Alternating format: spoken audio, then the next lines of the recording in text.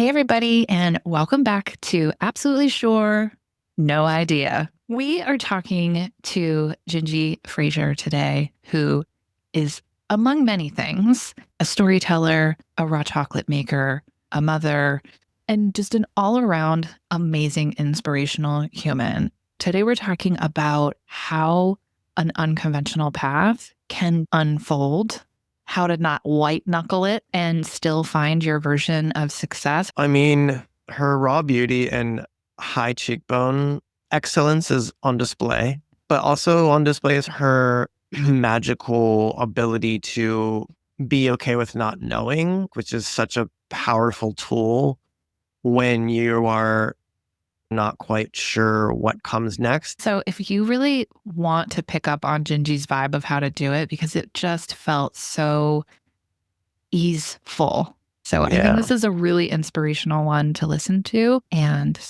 here we go.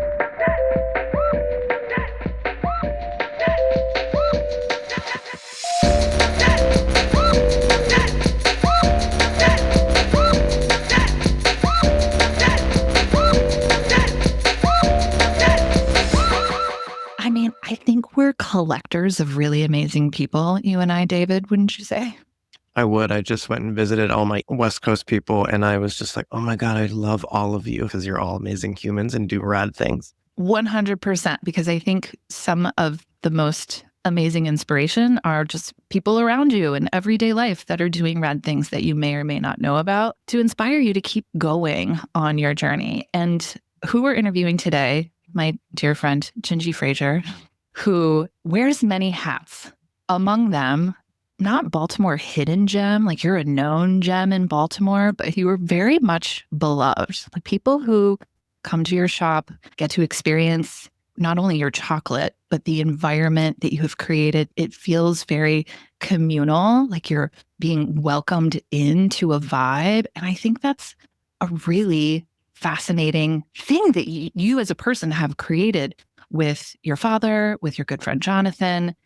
It's really a family affair. And so I'm really excited to have you onto the show and ask you lots of questions. Hi, Jinji. Hi, I'm so happy to be here. I'm really proud of you guys for starting this journey on this podcast.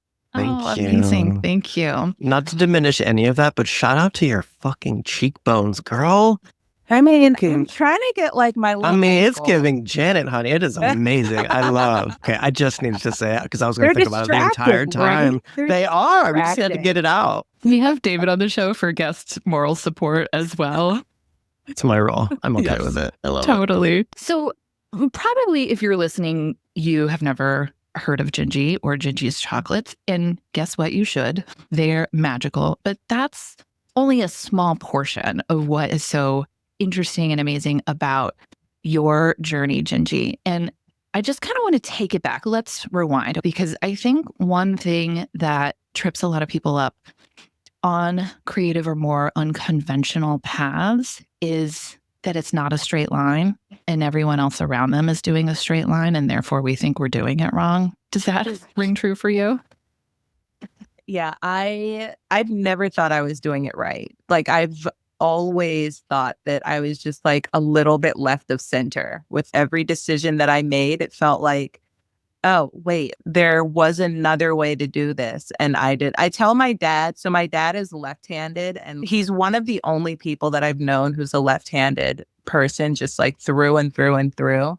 And I tell him that he thinks left-handed. Like you just do things like left-handed, just different and weird. And I don't know why you do that, but now I do that.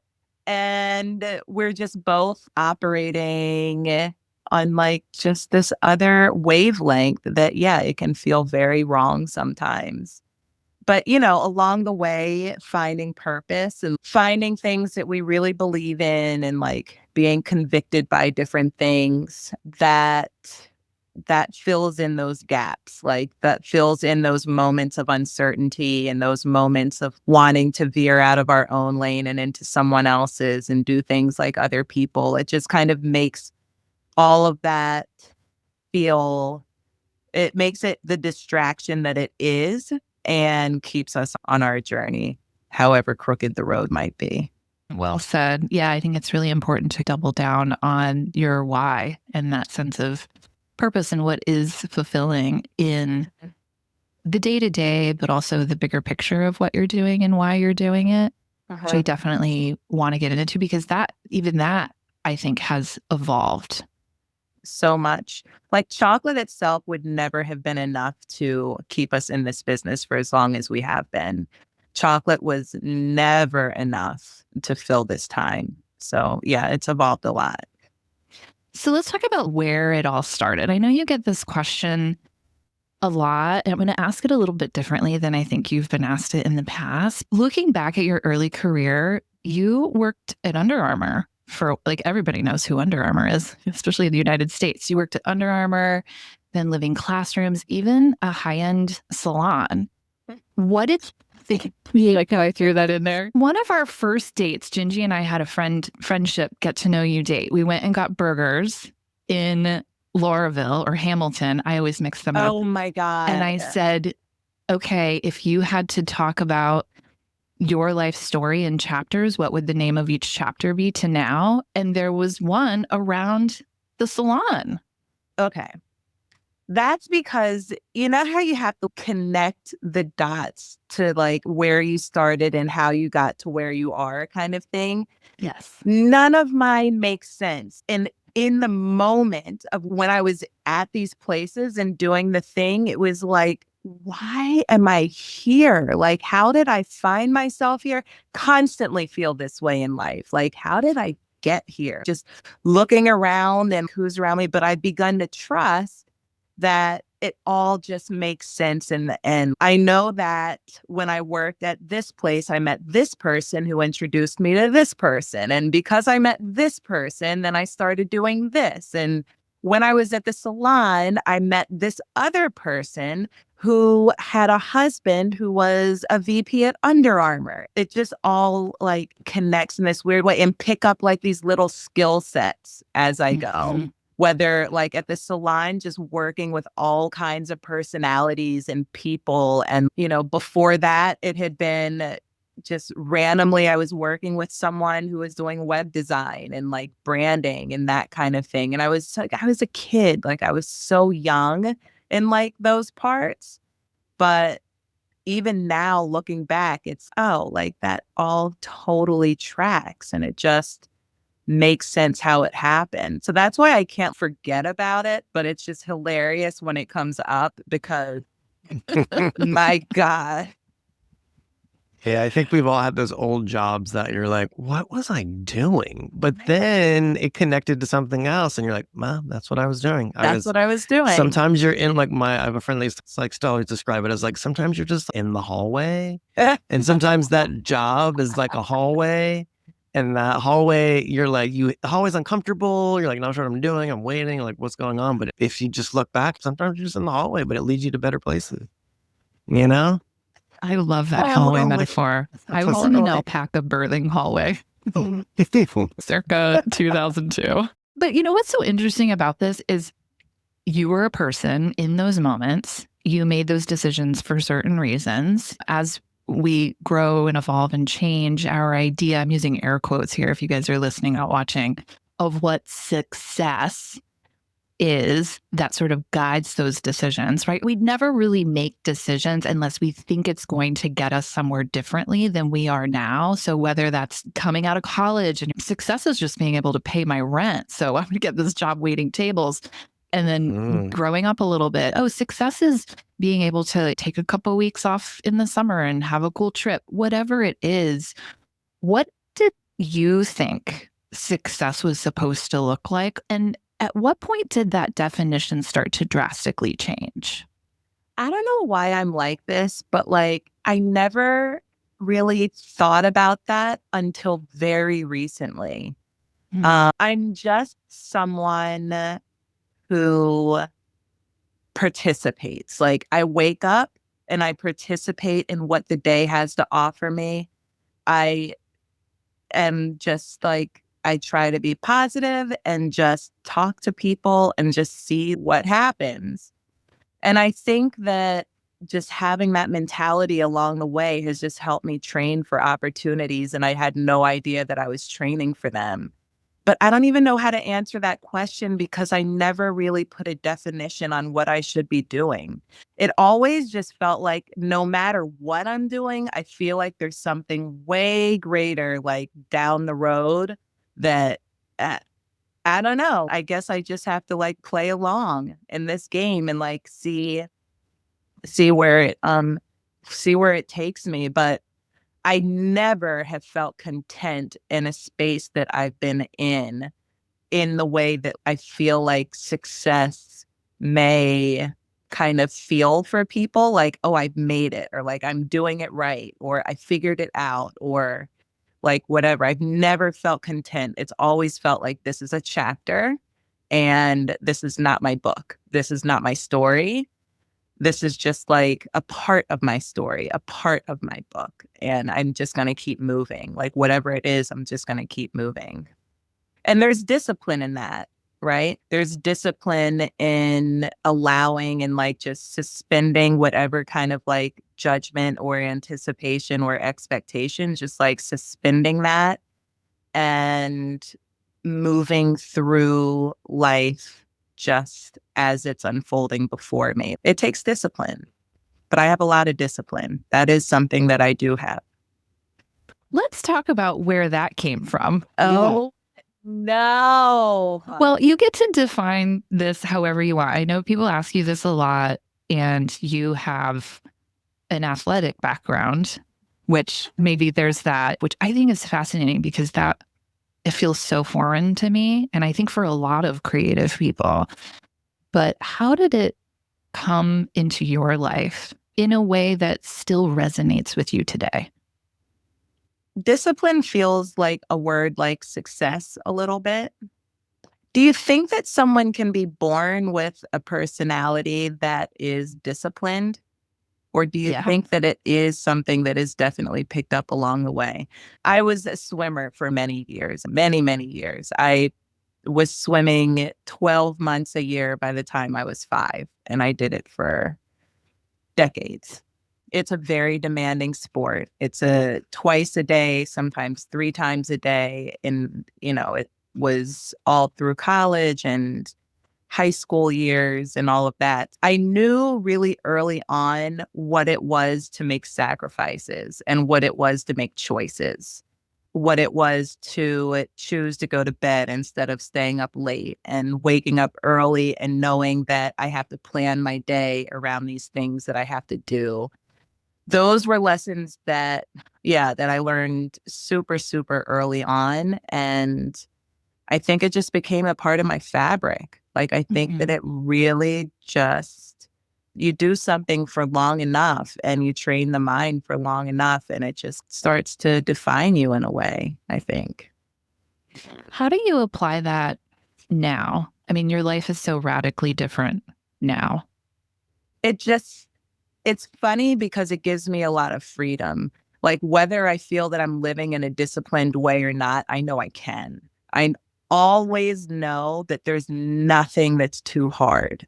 And I always know that I'm never afraid to start something new or to try something new.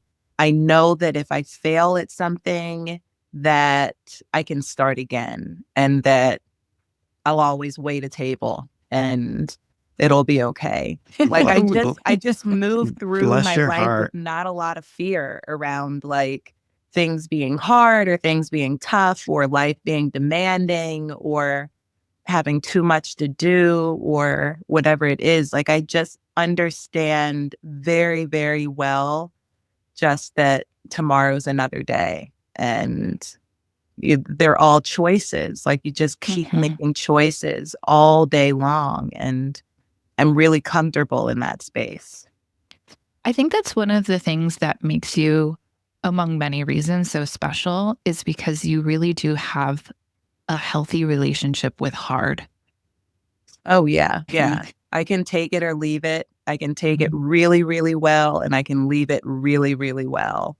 How do you feel that discipline and structure are different or related for you?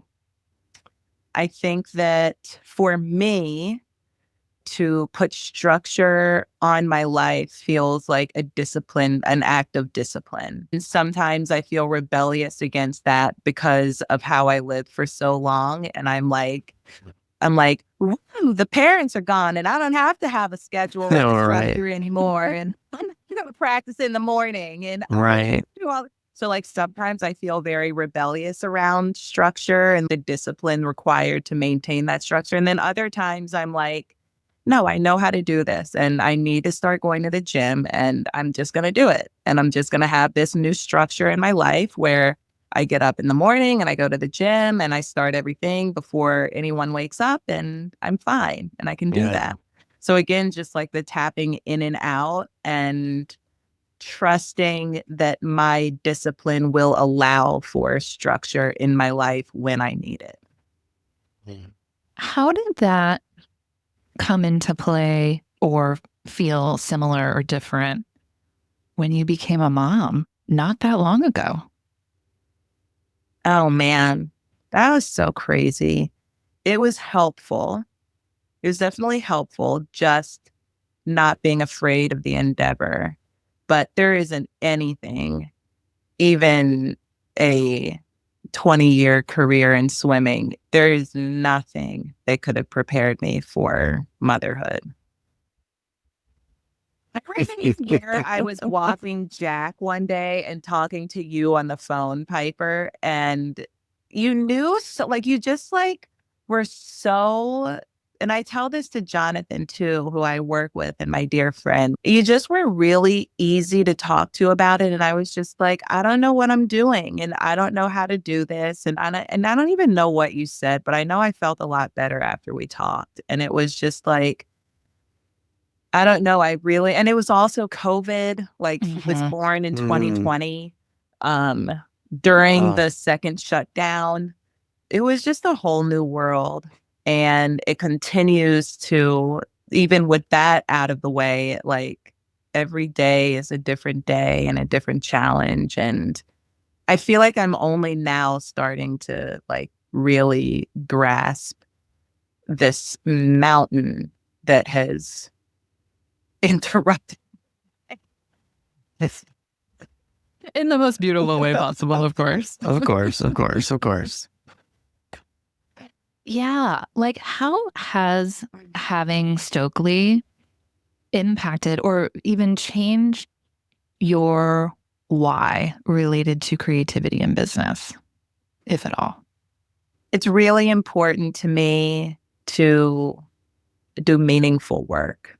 It has been over the years, but recently it's just felt so important to just mind the details and make choices that lean towards longevity and legacy and living beyond just like this feels like a good idea for today, but what is this going to look like? Like I've never been much of a planner in the way of like, what's your 5-year plan? What's your 10-year plan? I've never been that person. I'm not that person, but I think a little bit bigger now. And I wonder about my intersections. Like, how can I make this an experience for Stokely too? Like, I love to travel. Is this something that Stokely can benefit from as well? But it's just really important to me that I'm doing meaningful work and that I am proud of what I have to share with Stokely in the way of my work. What are some of the decisions that you've been making recently around that? Oh my gosh, that's a big question. Well, I haven't done much travel since Stokely was born. Again, with between him and COVID, I just haven't done much travel, but I've been thinking about other ways to engage with this industry beyond production and producing and retail and all of that, but just like other ways that I might interact with all that I've come across and all that I've learned. Like, surely this isn't the only way. This can't be the only thing that I can do with the time that I've put in. And as I think about that, it's like, so how could a 4-year-old fit into this? Like, you have to be creative when thinking about that. But one of the things really has been like considering how does even just like the landscape of Jinji chocolate change now? A lot has changed within the chocolate industry and the cacao industry over the years, mostly for the worst. Um, the cacao is in crisis. Prices are surging. Farms are having to shutter their operations left and right. Climate change has roared through farms and estates and all of that. And that impacts the pricing, of course. So, it's like it doesn't really feel right to be just in the space that we're in with producing. Like, there's more that can be done. There's more that we can do. There's more conversations that we can have. And that feels meaningful. That makes it feel meaningful. Again, like just being in the kitchen and making chocolate doesn't feel meaningful right now. It doesn't feel like what the industry really needs. Most people, and I feel like most shops and things like that, need another chocolate bar like they need a hole in the head. Like, it's just not. Like another scented Yeah. candle. And again, back to like the fear thing, I'm not afraid to say that. Like, I'm not afraid to live that reality and then think about a way out of it through it and feel really excited about what we might look like on the other end of that thought process. Going back to, yes, you are a fearless person and you have been vocal in the cacao industry and the chocolate making industry for a long time. How has that evolved over the longevity of this business? The things that you're vocal about, what it sounds like climate change, surging prices, the complexities, that's maybe the place you're vocalizing around now. But I know that's grown and changed. Tell us about that.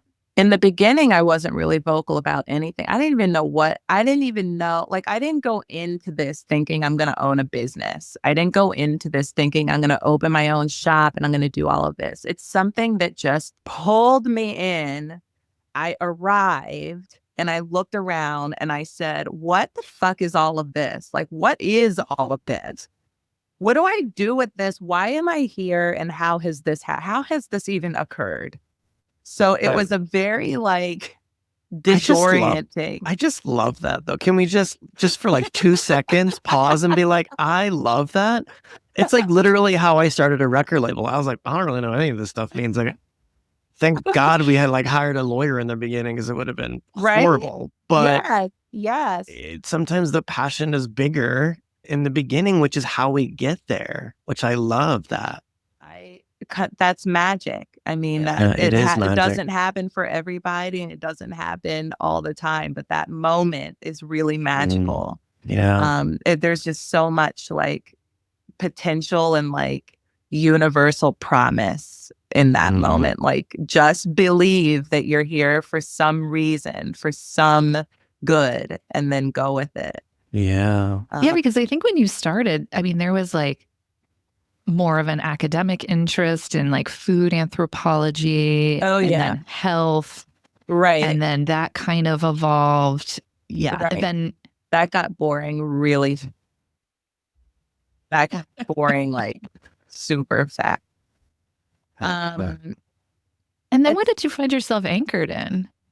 I don't know. Like, at some point I felt even resentful. Like, I felt like this isn't what I want to do, but now like too much has happened and here I am. I have this business now. Now what am I like? Now too much has happened and I don't even want to do this. It's too hard. And it's too like, this is not the hard that I want to do. This is not the investment. Like, I just was feeling like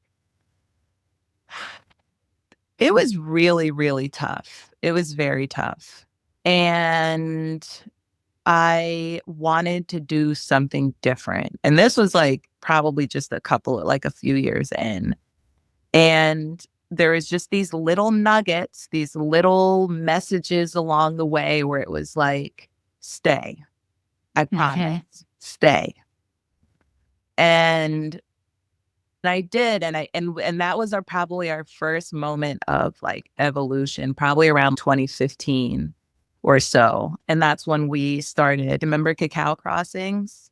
Yeah. So Mhm. Cacao Crossings was a project of where I would travel to cacao growing regions, meet people, do things, and then come back to the shop. And we had this subscription program where we would make chocolates inspired by the place traveled. It would be accompanied by like a written story. Um, and there's even a music piece, like there was a QR code to hear some music while you enjoy the chocolate. Like it was a very holistic project and one that I loved so much and took me to a lot of cool places. And I learned a lot along the way. That's when I kind of moved away from chocolate and more towards cacao and more towards like the raw product and the history, the story, the people who are impacted. That was the first moment. And that was like 2015 till maybe 2019 or so, 2018, 2019. And then came the second moment, which was finding out more about my own ancestry. David, do you know this story? Yes, Um, I was going to ask you about this story. Please Did you tell us. tell him? No, no, not at all. Oh my God, you're going to fresh love this ears. story. I'm ready. I'm ready. Please.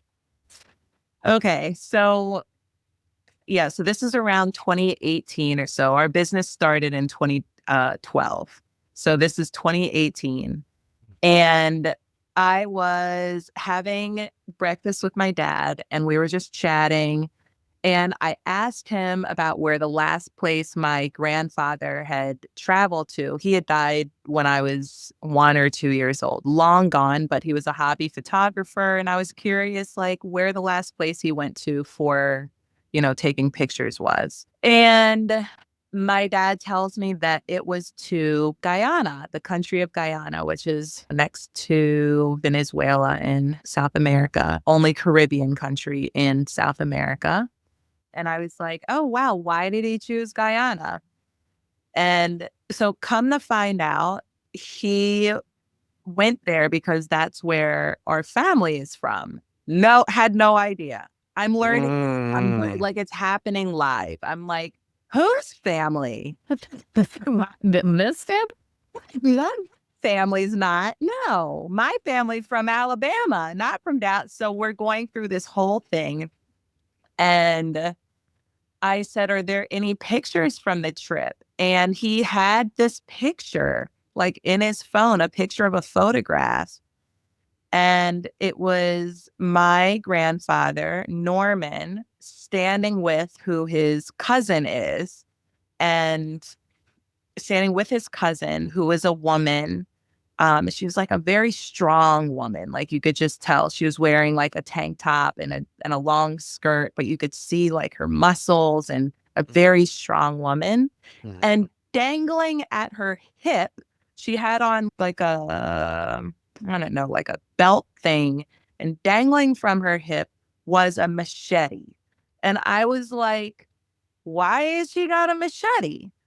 And my dad is like, I don't know. So anyway, I started doing some research. And first of all, I know just from having traveled and been in these types of countries, people have machetes for one very specific reason a lot of the time, and that's to cut cacao. And so I was Wow. like, okay. So I just started looking.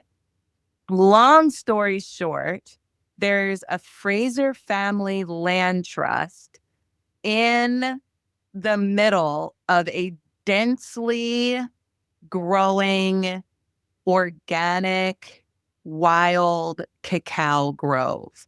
What?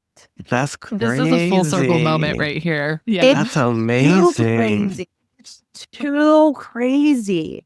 Like it's Yeah. too crazy. And so it was really like in that moment where it was just like, first of all, why are you telling me this now? Numero uno. Like, why are you telling me Mhm. this now? And then secondly, it's just all of these years of just struggling and being like, is this what I'm supposed to be doing? I feel like, am I being a poser when I'm going to these countries and being like, oh, chocolate, this and that, and all of that? It just felt like I had a lot of imposter syndrome with it. And then all of a sudden, it was like, oh, of course, I'm Of course. exactly where I'm supposed to be. Yeah. Like, Universe validation. Right. like Talk about just believing in the trusting the process. that's the Like, thing. That's yeah. the thing. And also just like heeding those messages of just stay, just do this thing, and you will Mm-hmm. be able to do anything that you've ever wanted to do in your life if you just trust that you're supposed to be here. Yeah. And it's starting to feel that way. It's continued to unfold and feel that way. And I don't know, it's been a really beautiful thing. And then I would say the final evolution to date would be just like in this moment that we're in, that we're talking about, of like, oh, what else could we do? Like, what else does this look like? How do we reach more people? How do we help more people and make this thing bigger? I think that's a really great question to ask, especially when you are connected to the why behind your business, because things do get old, right? We write the story, we live the story, we write the story, and it's like, okay, what is the next chapter, to kind of keep things fresh, to keep us inspired, to just stay with it, to truly let the body of work come through. It's never just a one and done. What do you think people really struggle with when it comes to staying the course? I mean, you talked about imposter syndrome and how the universe basically affirmed, like, no, no, no, you're on the right path. But what do you think entrepreneurs, creative entrepreneurs, really struggle with when it comes to just staying the course? Money. Mm, yeah. Well, period. Period. Okay. All right. Facts. The amount of musicians I know that are part time is literally for that reason. Yeah. Money. Yeah. How have you navigated those waters? I was lucky because I started with a running head start, because when I left Under Armour, I had a severance. Severance, Mhm. right? It's the word. Mhm. And it was for 6 months. It was like extremely long, especially for what my role was there. It was like it really was like a gift. I had this long severance, and I started the business like pretty quickly at the beginning of that. So I had some months to figure out like how we could do this. And do you know what? It never even occurred to me to take out a loan. It never even crossed my mind. It Uh-huh. was like, if we can afford to do it, then we can afford to do it. I'm not going to take out a loan. I'm just going to Use my buy cash a little, money. yeah, use like, till this day, we've never taken a loan. It's always just Wow. been, if we can afford to do it, then we'll do it. And if we can't, then we won't. Like, I never wanted to be in this position of like, owing a thing and like having to do with like being motivated by money then, because I owed all of this. And it's smarter, it's not, but we never did it that way. How has that felt, having a business, having a company that not only employs yourself and you have a family, but also employs your dad and your very dear friend, Jonathan, who's been your right hand person for a super long time? Both of them have, Kai and Jonathan. How has that felt, wrangling this thing that employs all three of you? Sometimes, some days it feels like responsibility. And then other days it feels like we can all just be here for as long as we want to be. And if you're making enough being here, then that's amazing. And if it feels like there's a different opportunity out in the world, then we should do that. Mhm. And just like not And it kind of takes away any kind of feeling of control or hierarchy or anything like that. It's just like any one of us at any time, you can just make a different choice. Life is short and you should just do what you want to do. Well said, for sure. Yeah, you're like the ideal guest for this podcast. Like, so many things I'm hearing are like, yeah, I don't really know what I was doing at all. Like, I don't, like In this like calm, grounded way, which you were just so good at embodying, is like calm groundedness, and like the world is on fire around you, and you're like, yeah, it's gonna be fine. It's so, but it's so important because I think from what I'm hearing, it's also what led you to not only stay, but dig a little and try to find meaning in why it is that you're there. Mm-hmm. I think like as a creative person myself, a lot of my struggle was like, what am I doing? And it wasn't until I was able to attach a huge, bigger purpose to all of it. I didn't even think about whether it was in the right place or not anymore, which is such a huge thing when you go to make big swings or add some structure, add some investment. It all of a sudden that doesn't matter. And I would imagine like connecting it to family even, not only like past, like the origin, but also future. Yeah. And people that you're taking care of, you're like, oh wow, it just deepens the reason why we stay, I think. Mm-hmm. Totally. And the more we try to figure it out, for some people, it's not great. Like, it's okay to not know. Yeah. I love that.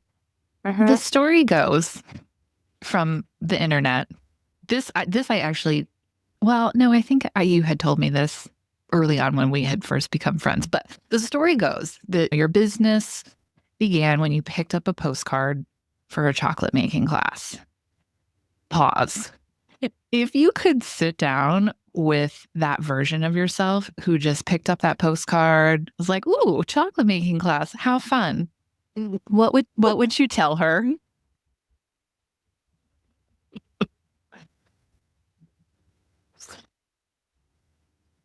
That's a good question.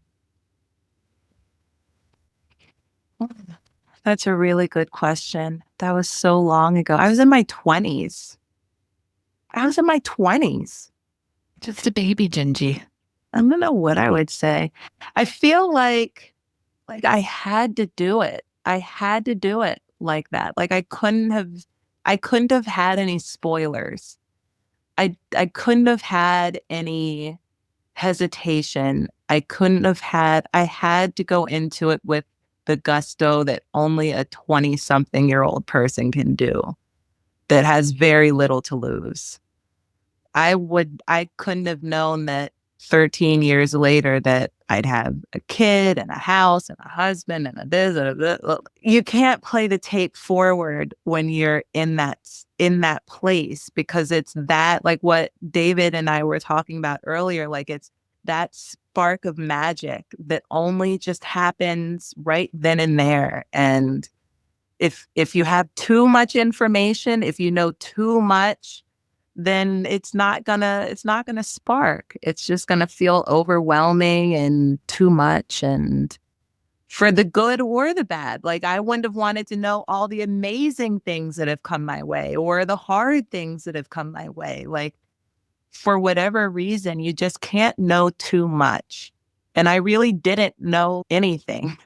And it was better that way. Like I didn't even know how to make chocolate. Like it was better that way. I love that so much.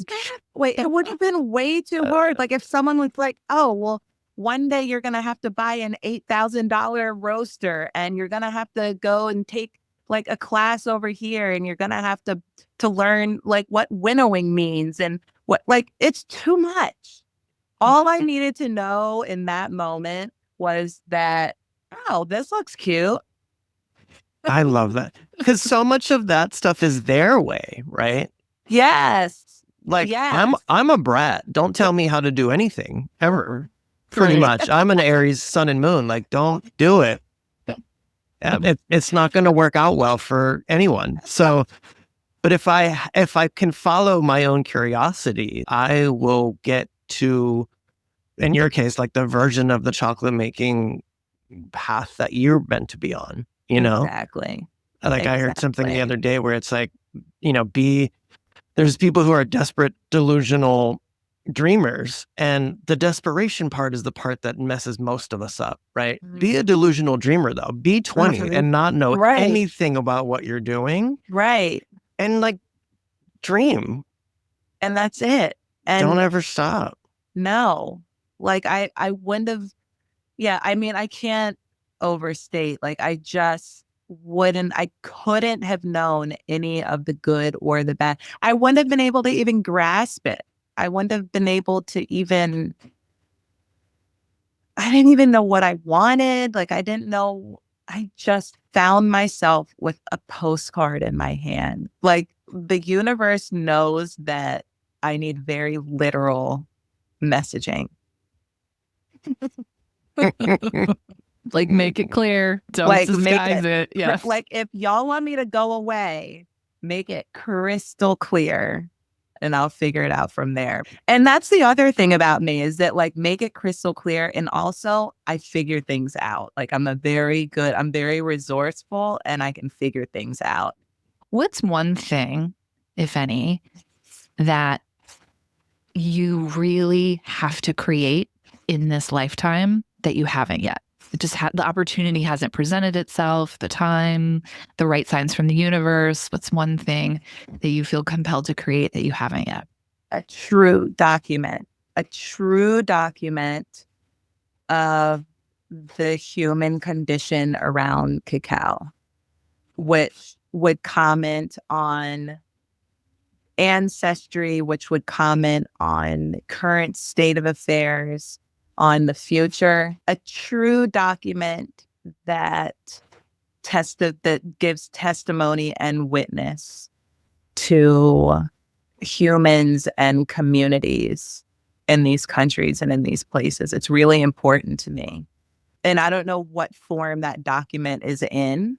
I don't know if it's written, if it's filmed, if it's photoed, if it's all of the above.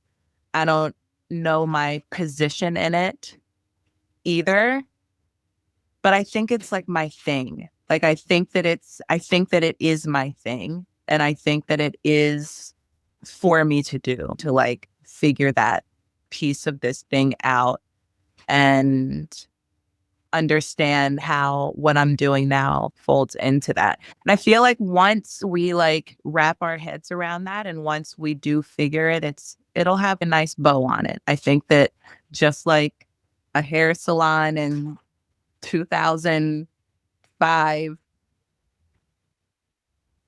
it'll just make sense. I just think that all of these things, it'll just add up.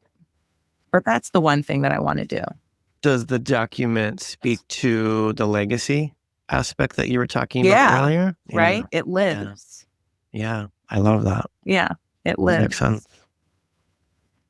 On that note, what are the things that are currently happening, that you're excited to be creating, participating in, that you feel like are leading you towards this document? Okay, this is going to sound a little bit trippy and a little bit like, is that the answer to my question? But I feel like both our global shared circumstance and then the very specific story of cacao that we were talking about with just it being in crisis. I think that what's leading me to this document is a complete breakdown on all fronts. I think that like major catastrophes that are just happening all around us, and even with Baltimore in general and like just business and the shop and everything, I just think that small business in these times is really hard for everybody, including us. Inconsistency, economic just issues with people and people's jobs, and there's just so many things impacting the way that people spend that it will affect all of us. It'll come for us all.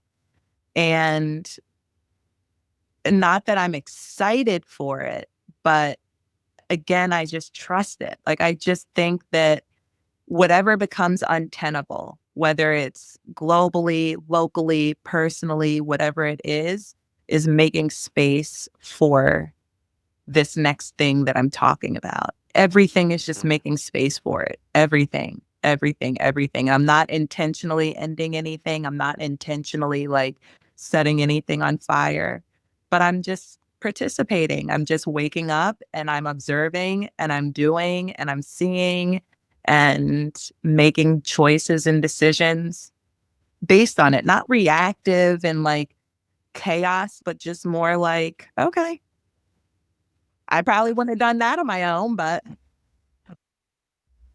Yeah, it sounds like just doing you in that, just consciously responding yeah, to the things that the day greets you with. yeah, I'm also yeah. I'm also hearing it as sort of your own version of activism, Uh, right? Documenting truth in something that really hasn't been told. yeah, In many ways just solidifies it for everyone else and something that's so important to you. I could see that again speaks to the legacy bit, but also I think when things start to feel so threatened as they do right now, an action like that is a form of activism yeah. in a really beautiful way. Yeah. Thank you. I mean, yeah, I feel that way. The things that I've learned over the years and over time of being here for the process and just not being afraid. And I think that part of just the responding and the conscious response and having a basic plan, but it just leaves space for another spark to come, like another moment of that magic to come around, which is greedy to have it happen twice, but I'm made of luck. You are made of luck. But I think I see you it. make your luck by operating in that way. And you're such a good role model for how to do this crazy thing called unconventional entrepreneurship without running around with your hair on fire, and to really just anchor into trust. Trust you're on the right path. Trust it's unfolding as it should. Trust that in the dark there is a spark, and that when you take hold of it with love and excitement and appreciation, that it unfolds and starts writing the next chapter for you. You don't have to be white knuckling it, controlling every aspect, hands on the steering wheel, driving the ship. You can let it be easy, or you can let it unfold. Oh my God, that would take so long and be so like laborious if you tried to do all of that. And it's always much better. Like whatever is gonna happen is so much better than whatever I could plan. It pays just to, go with it, because anything else I feel like would take so long, be so like fraught with mistakes and errors and expensive probably. Mhm. Yeah. And just that friction of resistance, like resisting what wants to come through for you because you feel like it should happen in a certain way or on a certain timeline, and forcing that square peg in a round hole. So much friction. Yeah. Yeah. Yeah. So you are such an inspiration. I'm so glad that, I've been talking about this for years. I want to have a podcast. I want you to be my first guest. And it's actually happening. And that feels really magical that I let go of that timeline. And here we are. But you have so much magic to experience just in conversation with you, but in what you create and at Jinji's Chocolate, not only the chocolates, but in the environment of the shop. How can our listeners find you and experience some of that magic themselves, or anything else you've got going on that you want to share about? They can come to the shop. Anyone can come to the shop. Everyone can come to the shop. It is at 3100 Greenmount. So Greenmount Avenue and 31st Street in Waverly, Baltimore. That's really the best way. We have online, but we're honestly like not that good at like shipping. But Let's just be honest. And like shipping we chocolate, especially it's getting warmer out. Who it's wants to do getting that? warmer. Don't place an order. Please just come to the shop.